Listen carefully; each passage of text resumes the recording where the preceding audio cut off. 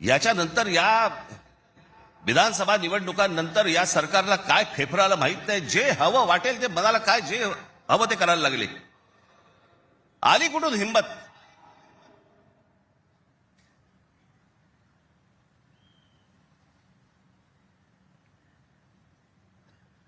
कोणाला विचारायचं नाही, काही जनता बिनता लोक बिक काही नावाची काही गोष्टच नाही. बस आम्हाला वाटलं म्हणून आम्ही केलं. हे कोण आहेत लोक? कोण आहे महाराष्ट्रातील जनता? पैसे फेकले की आम्ही विकत घेऊ. आला कुठून आत्मविश्वास?